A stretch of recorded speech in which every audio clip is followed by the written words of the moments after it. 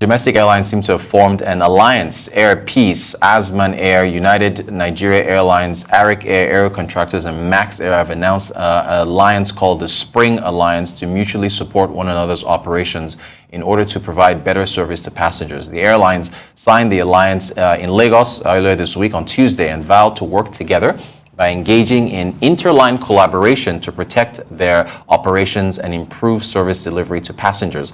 The objective of the alliance is to curb flight delays, give one another technical support, and also ensure that passengers are airlifted by any of the members, no matter which airline's tickets the passengers have. Joining us to discuss further is Arise Business Analyst Chika Mbonu. Chika, good morning. Hi. Good to see you again, sir. Morning. Thanks for joining us. So much to talk about. So much. Before we get to aviation. No, I'll start with the poverty. Oh, the poverty numbers, yes. I mean, you see, you journalists, that's why I don't like you guys. But Chika, we like you a lot. When we were 47, when we came out 47 out of 47 in the class, yes, you guys made the breaking news, put it everywhere. Now that we came 46 out of 47, we improved. We're not and you guys, I thought I would see the banner, every breaking news in every TV, And see, this is, if Uncle Lai Mohammed protests, I will align with him this time around. Oh, you're on his side. Because I mean, we moved from the country that has the poverty cap to the world to the semi one. Second. And then you don't want to celebrate it, $2 per day. 33% of the population still below poverty line. India, that overtook us, is about 6%. But let's celebrate this little success. We're going to celebrate it. Yes, it's an improvement from coming last in the class to second to last.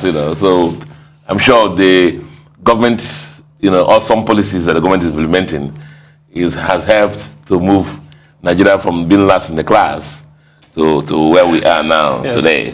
So bravo to our country that has been happened. Let's talk about aviation. Aviation, so much in aviation. Let's do that. And one of the first, let me start with the alliance, the Spring Alliance. Yes, okay. In this program, we thought I've spoken so much about aviation. Yes, we have. Thought about the fact that I told you, for example, one evening flight I took from Abuja to Lagos, a 737, like the type you're on the screen now, that takes about 150 passengers. There only about 20 of us in it. Meanwhile, the departure hall was still full of passengers. Yes. And another airline will take another 15, 20, that.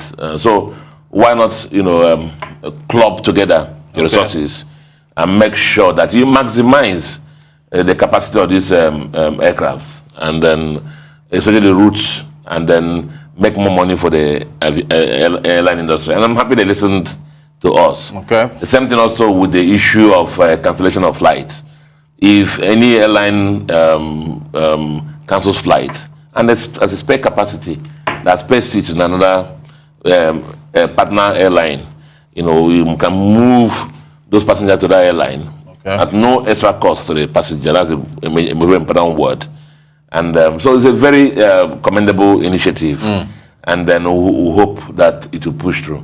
Now, be that as it may, it's still exploratory. I was going to ask you that. Do you think it's it's working informally now. Right. Because arrangements like this require NCAA approval, just like any wet leasing or any arrangement. They require NCAA approvals before it can, because it becomes an official policy. Because at the end of the day, the airlines also have to interline their systems, their computer booking systems. And that can only be done with proper approvals of NCAA.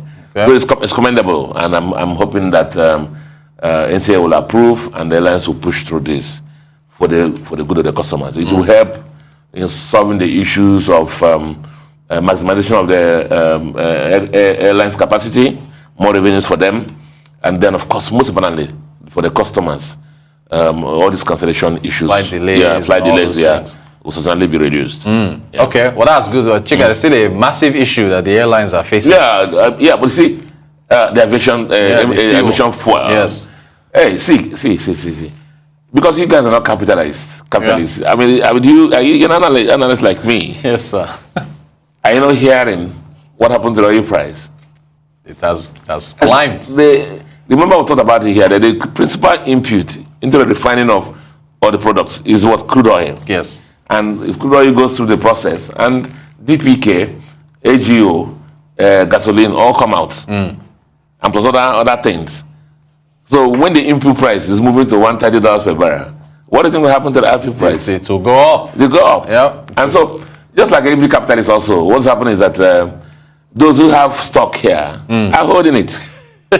Just like you now, if you're a rice distributor, you hold your rice if you know the prices are going to move, yes, and create some scarcity. You will not start selling at the current price. You want the new price to simmer into the system. Then we maximize return. That's the price we pay for capitalism. And it is affecting diesel, it's affecting the aviation fuel. It's affecting petrol too, the gasoline. Yes. But you know why you're not feeling it? Because there's a subsidy. But you're feeling it. Because you hear what's happening to the FAC allocations. Yes. NNPC not making any more. Who have nothing to report. Right. And so all of us are feeling it. Now, various reports have said that the subsidy this year is going to be about 4 trillion minimum. And that's why we're feeling it. Wow. So we're burning Commonwealth. So as oil prices are moving up, this is going to happen more. And the root of this, of course, you know what it is. The Russian Ukraine issues, yeah. Let me tell you, brother, until that war is over, we're going to be in this situation. Yeah, we're going to be in this situation. Well, there's a meeting. Because meeting. There's a meeting going on today. You guys make me laugh. I said, House of Reps, all these people. I mean, everybody's just, just wasting time. I mean, who tells MTN how to? Why didn't they meet on price of rice and price of beans and price of other things? Why didn't they meet in hold? The price of every commodity determine what? Demand and what? Supply. So, what meeting are you going to hold? Well, we don't have local refining capacity. Right. Even if you have local refining capacity, remember what I said. The input price is what? Crude oil price. And that's going up. And that's going up. And I keep telling to all of you who have this expectation that the refineries come up, suddenly we're having 10 naira unless Nigeria decides that also our crude that is supposed to sell at 130 internationally, we'll be selling it at refinery at $10 per barrel. That's when you're going to have this crude price, oil price. But that won't happen. So is the world at play. Whether House of Reps, whether the Senate, whether they meet whoever, meet whatever. The issue, brother, is that all the aviation fuel we use here is imported. Right. And the price of aviation fuel international has not moved because the input price, which is crude oil, has also gone up. Right. So, and the aviation fuel has been it's free market. Right. Like diesel. Deregulated. Like diesel. Yeah. Diesel, like diesel. So what are they going to do? Well, I think we should put this up. There were some options. We're looking at either prices of tickets will rise or they subsidize the fuel for the for the players. Why? Or they don't do anything. Who's subsidizing the price of rice? So what happened? The player. What about the airlines? It's a business. Yeah. So it's a business. Let them take decision. It's a business. Survival decision. So the most natural thing would be for tickets. So would you expect ticket fares to go up? So at least to compensate for the... It is a business, brother. If you're selling rice, and this is happening, what are you going to do? And people are not buying. What are you going to do?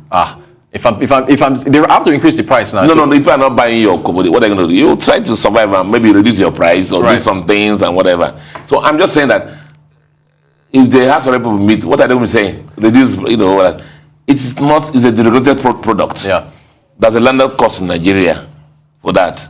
Those who have stock are just like any capitalist are holding and say to sell the new price because that's going to be the replacement cost if they're going to buy new. Okay. So what are you going to say?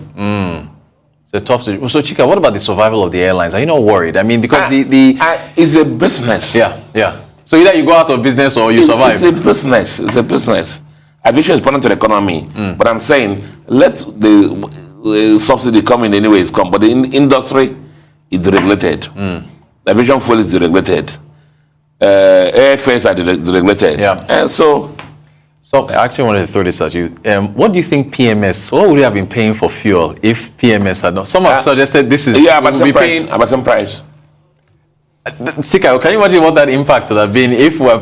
It's economics. Yes, it is what it is. It's what it is.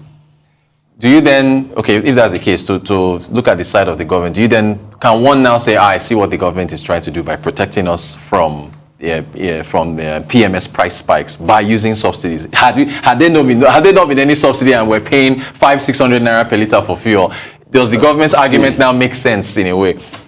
Is US not feeling the impact of the fuel price increase? True. Fuel prices are going up everywhere, that's correct. Is UK not feeling the price? Same thing. Every country is feeling the price. Kenya, Ghana, they're all going up. Okay, Chika, here's the options. Those are the options we're talking about. Raise prices of airfare, subsidize jet fuel, grant bailout to airlines, or do nothing and hope prices fall. That's the last one. The last one, eh? Mm-hmm. It's tough. This is economics 101. It really is a fascinating thing that we're seeing. Ask the question now, what happened to US? What happened to UK? What happened to everybody? It's the other countries are better prepared than us. Some like US now has this reserve, energy reserves they can release to moderate prices. Where's our own? Where's our own? We don't have. We don't have. And again, just to make the point, you made this point last time, the Dangote refinery, which you visited, coming on stream later this year, Nigeria should not expect that prices will fall just because it's coming on stream. Yeah. The guy is borrowing money from market rates. I don't want to come to this and tell you how much interest is paying every year. Right. Running to hundreds of millions of dollars. Then, Dangote should subsidize fuel for you when he has to pay back his loans. Right. Come on, man.